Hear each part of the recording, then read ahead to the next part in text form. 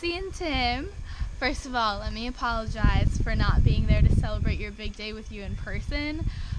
Just know that I am celebrating in spirit over here in Albania, and probably with a really nice glass of Italian wine. I thought the least that I could do was to write you a speech, since I'm not there, and after all, I am pretty well known for my wedding speeches.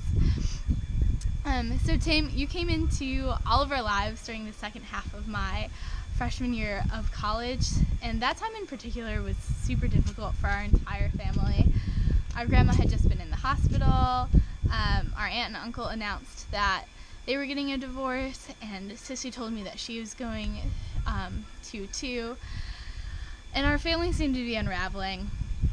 We were all sad, and none of us really knew what to do. We were all just kind of chugging along, treading water and trying to keep our heads above. I remember one day Sissy called me and she told me that she had met someone and that he was planning on taking her on a date. I told her it was too soon and that I didn't think it was a good idea, but her being her, she went anyway. Of course, as sisters, I asked for her to call me afterwards so that I could know how it went. And she called me, and there was a clear difference in her attitude and her voice. It was the first time in months that she sounded joyful and happy. She said she had a great time and that this guy was sweet and thoughtful, but I wasn't entirely convinced, and I was still in protective sister mode. In the following weeks, I got many calls to update me about Tim. He would take her out to lunch, he would visit her at work. I remember one story in particular, Sissy told me about Tim trying to get gas in the car, and he pulled onto the wrong side of the pump, I think 3 times in a row. And things like this made her laugh, they made me laugh, and it was clear that Tim made her pretty happy. And I met Tim unexpectedly over my spring break, my freshman year. I had stopped by Macy's to visit Sissy. She told me that Tim was on the way, and I was anxious because I wasn't ready to meet him, but I really had no choice at that point.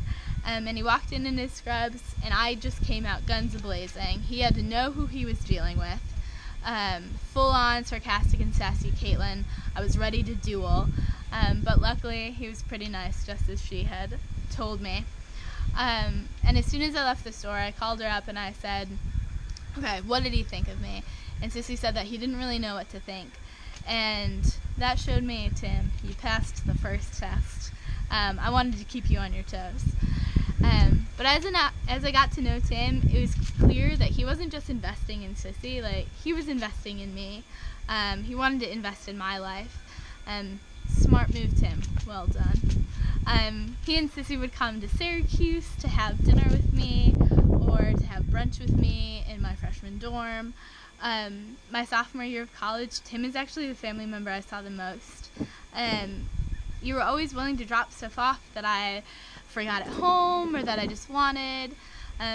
You've been there when I've needed to cry over boys or have needed advice, and you quickly became my brother and not just my sister's boyfriend. Tim, you've not only provided me with a brother, but you've given me a niece. To my lovely Peyton, I cannot imagine my life without you.